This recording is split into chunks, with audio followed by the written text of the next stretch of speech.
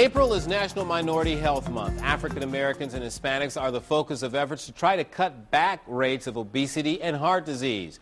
African Americans especially are more likely to die of heart-related diseases than any other group. There are many efforts underway to help people do one of the most important things that you can do to help turn these statistics around, and that is to eat better.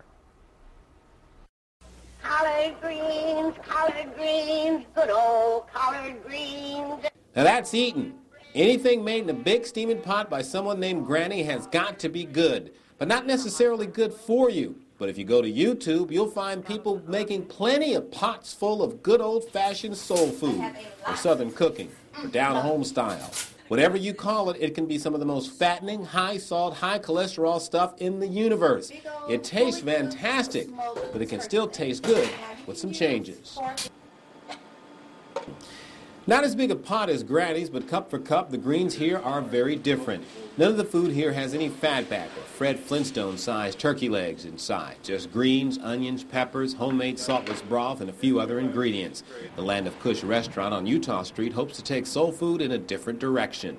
And that's what we wanted to create, was a family atmosphere, the family food, that comfort food, but make it healthy all at the same respect. Restaurant owner Greg Brown says it's soul food without the stuff that can kill you. No salt, no sugar, no heavy pork or anything like that.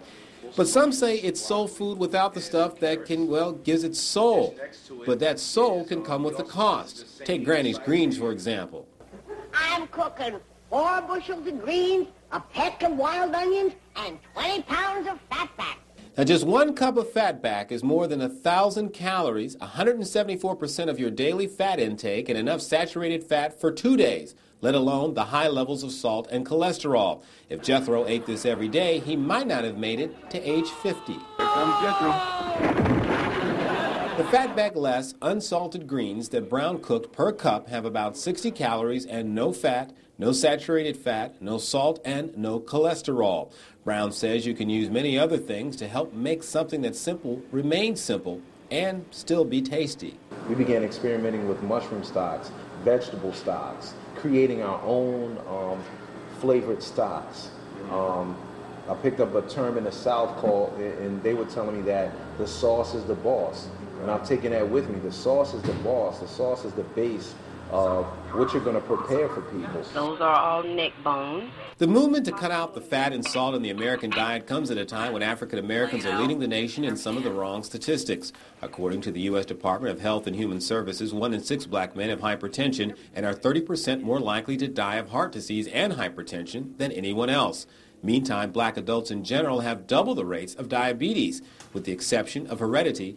Both are conditions that can be partially controlled by the food that you eat. Fat tastes good.